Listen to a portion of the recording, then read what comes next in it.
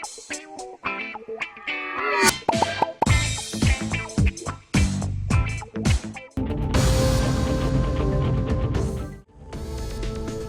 के इलाके मलकपेट में कल रात भयानक सड़क हादसा पेश आया। तफसीलात के मुताबिक मलकपेट सोहेल होटल के करीब फ्लाईओवर के नीचे चारशंबे की शाम एक आरटीसी बस ने नौजवान को रौंद दिया, जिसके नतीजे में नौजवान की बरसरे मौका ही मौत हो गई। इतला मिलते ही मुकामी ट्रैफिक पुलिस ने जाए हादसे पर पहुंचकर ज़ाब्ते की कार्रवाई अंजाम दी।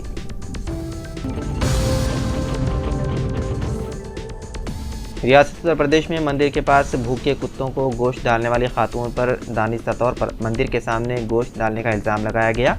यह वाक़या लखनऊ के शाम बाजार खारा इलाके में पेश आया।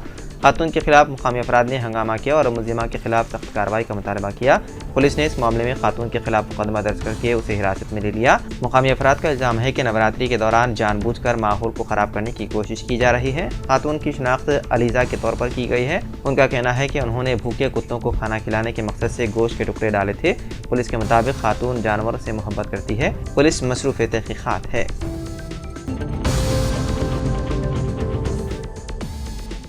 टाटा सन्स के चेयरमैन रतन टाटा चारशंबे की रात 86 साल की उम्र में इंतकाल कर गए। टाटा ग्रुप की जानिब से एक बयान में इस बात की तस्दीक की गई। साबिक चेयरमैन का इंतकाल मुंबई के एक अस्पताल में हुआ, जहां वो इंतहाई निगहदाश्त में ज़ेर इलाज थे। 86 साल सनतकार ने इसी हफ्ते के आगाज में आवाम को यकीन दिलाया था कि उनका अस्पताल में क़याम उनकी उम्र और मुताल्लिक़ा सेहत के मसाइल की वजह से एक मामूली तिब्बी मुआयना का हिस्सा है। ताहम चारशंबे के रोज़ उनकी सेहत की बिगड़ती हुई सूरत हाल के बाद उन्हें अस्पताल के इंतहाई निगहदाश्त वार्ड में दाखिल किया गया, जिससे उनकी हालत तशवीशनाक हो गई, जिसके बाइस उनकी मौत हो गई। वहीं दूसरी तरफ महाराष्ट्र हुकूमत ने नामवर कारोबारी शख्सियत रतन टाटा की सरकारी एहतराम के साथ आखिरी रसूमात अदा करने का फैसला किया। बताया गया है कि रतन टाटा के जस्ते खाकी को आवाम के आखिरी दीदार के लिए जुमेरात को सुबह 10 बजे से दोपहर 3:30 बजे तक national centre for performing arts में रखा जाएगा। इस दौरान रियासती हुकूमत ने तमाम सरकारी प्रोग्रामों को भी मनसूख कर दिया है।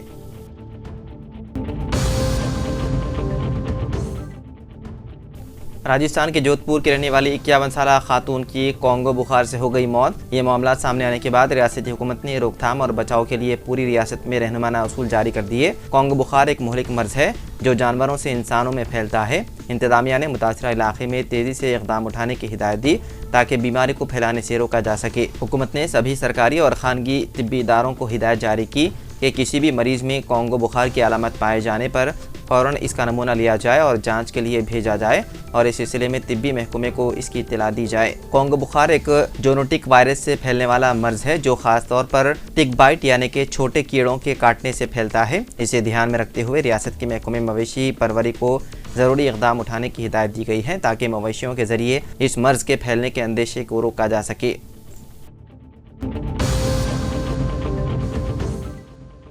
हैदराबाद के पुराने शहर में कल रात एक शख्स के कत्ल की वारदात आई पेश। इतलात के मुताबिक मोहम्मद साजिद नामी शख्स का फलकनुमा पुलिस स्टेशन के हदूद में मुहलिक हथियारों से हमला करके कत्ल कर दिया गया। मकतूल की बीवी ने मीडिया को बताया कि 3 साल कबल उनके शोहर की किसी से लड़ाई हुई थी। बाददा मामला फहमी हो गई थी। कल उनके शोहर का कत्ल कर दिया गया। इतला मिलते ही फलकनुमा पुलिस मौके पर पहुंच गई। पुलिस ने कत्ल का मुकदमा दर्ज करते हुए नाश को बगैर पोस्टमार्टम उस्मानिया जनरल अस्पताल मुर्दा खाना में महफूज कर दिया और मज़ीद तहक़ीक़ात है जारी।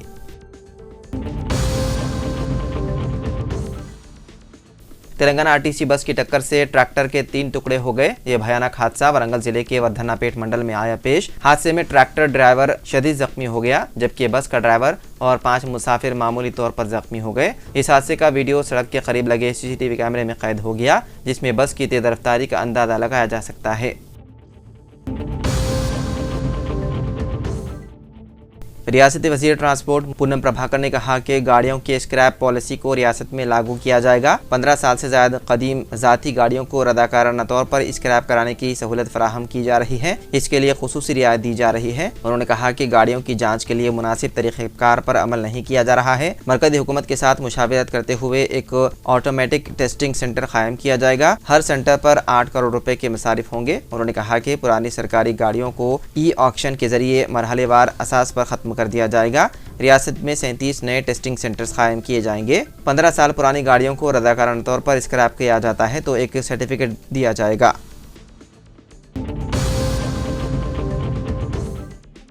घरेलू झगड़ों के दौरान एक बहू ने अपनी सास का कान काट दिया। ये वाक़या आंध्र प्रदेश के ज़िले गुंटूर में आया पेश। 30 साला खातून की शनाख्त पवानी के तौर पर की गई है। उसने घरेलू झगड़े के दौरान अपनी 55 साला सास नागमनी का कान काट दिया।